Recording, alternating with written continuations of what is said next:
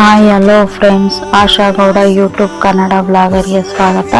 ಇವತ್ತಿನ ರೆಸಿಪಿ ತರಕಾರಿ ಸಾಂಬಾರ್ ಯಾವ ಥರ ಮಾಡೋದು ನೋಡೋಣ ಬರ್ರಿ. ನೋಡಿ, ಎಲ್ಲ ಮಿಕ್ಸ್ ತರಕಾರಿ ತೊಗೊಂಡಿದ್ದೀನಿ ನಾನು.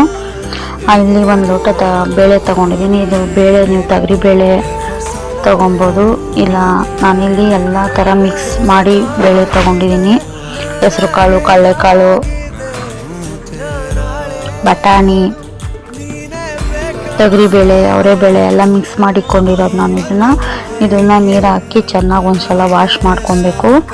ಇದು ಒಂದ್ಸಲ ತೊಳೆದ ಮೇಲೆ ಒಂದು ಅರ್ಧ ಗಂಟೆ ನೆನಾಕೊಬೇಕು ಈ ಬೇಳೆನ. ನಾನು ಅಷ್ಟೊತ್ತಿಗೆ ಈ ಬೇಳೆನ ಒಂದ್ಸಲ ವಾಶ್ ಮಾಡಿ ಅರ್ಧ ಗಂಟೆ ನೆನಾಕೊತೀನಿ. ನೋಡಿ, ತೊಳಿತಾ ಇದ್ದೀನಿ. ಇದು ಮನೇಲೆ ಬೆಳೆದಿರೋದು ಬೇಳೆ, ಹಂಗಾಗಿ ಅದು ಸಿಪ್ಪೆ ಒಟ್ಟು ಹಂಗೆ ಇರುತ್ತೆ. ನೋಡಿ, ಒಂದ್ಸಲ ವಾಶ್ ಮಾಡಿ ನಾನು ಇವಾಗ ಒಂದು ಅರ್ಧ ಗಂಟೆ ನೆನಾಕೊತೀನಿ. ನೋಡಿ, ಮಿಕ್ಸ್ ಮಾಡಿರೋದು ಬೇಳೆ ಇದು. ಯಾವ್ಯಾವ ಥರ ಕಡಲೆಕಾಳು, ಹೆಸರು ಕಾಳು, ತೊಗರಿಬೇಳೆ, ಅವರೆಬೇಳೆ ಎಲ್ಲ ಥರ ಮಿಕ್ಸ್ ಮಾಡ್ಕೊಂಡಿದ್ದೀನಿ ನಾವು ಈ ಥರ. ನೀವು ಬೇಕು ಅಂದರೆ ತೊಗರಿಬೇಳೆ ಹಾಕಿ ಮಾಡ್ಕೊಬೋದು ಸಾಂಬಾರು. ನಾವಿಲ್ಲಿ ಮಿಕ್ಸ್ ಮಾಡಿಕೊಂಡಿದ್ದೀನಿ. ಸಾಂಬಾರು ತುಂಬ ರುಚಿಯಾಗಿರ್ತೈತೆ, ಒಂದು ಸಲ ಟ್ರೈ ಮಾಡಿರಿ. ತರಕಾರಿ ಏನೇನು ಬೇಕು ಅಂತ ನೋಡೋಣ ಬರ್ರಿ. ಇಲ್ಲಿ ಹುಳ್ಳಿಕಾಯಿ ತೊಗೊಂಡಿದ್ದೀನಿ, ಹೀರೆಕಾಯಿ, ಒಂದು ಕ್ಯಾರೆಟು, ಮೂಲಂಗಿ ಒಂದು, ಬದನೆಕಾಯಿ 2, ಆಲೂಗಡ್ಡೆ 2 ತೊಗೊಂಡಿದ್ದೀನಿ. ಇವಾಗ ತರಕಾರಿನ ಚಿಕ್ಕದಾಗಿ ಕಟ್ ಮಾಡ್ಕೊಳ್ಳೋಣ. ಹುಳ್ಳಿಕಾಯಿ ತೊಗೊಂಡಿದ್ದೀನಿ. ಇದು ನೋಡಿ, ಹಿಂದೆದು ಮುಂದೆ ತೋಟ ಮುರ್ಕೊತಾ ಇದ್ದೀನಿ. ಎಲ್ಲ ಹಂಗೆ ಮುರ್ಕೊಬೇಕು. ಒಂದ್ಸಲ ಈ ರೆಸಿಪಿ ಟ್ರೈ ಮಾಡಿರಿ, ಸೂಪರಾಗಿರ್ತೈತೆ ತರಕಾರಿ ಸಾಂಬಾರು. ನೀವು ಬೇಕು ಅಂದರೆ ನುಗ್ಗೆಕಾಯಿ, ಇನ್ನು ಬೇರೆ ಬೇರೆ ಥರ ತರಕಾರಿ ಎಲ್ಲ ಹಾಕೊಬೋದು.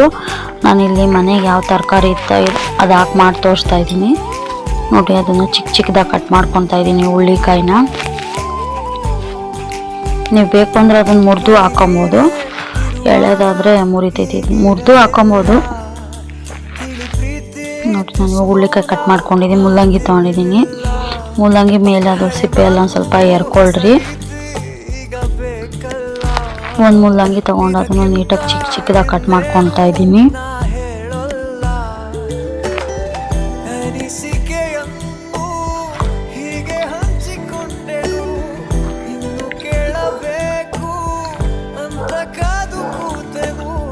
ಹೀರೆಕಾಯಿ ತಗೊಂಡು ಮೇಲೆ ಸಿಪ್ಪೆ ಎಲ್ಲ ಎರ್ಕೊತಾ ಇದ್ದೀನಿ ಈ ಥರ.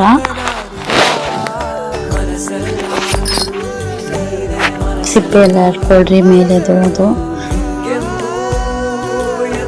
ಅದು ನೀಟಾಗಿ ಎರ್ಕೊಂಡು.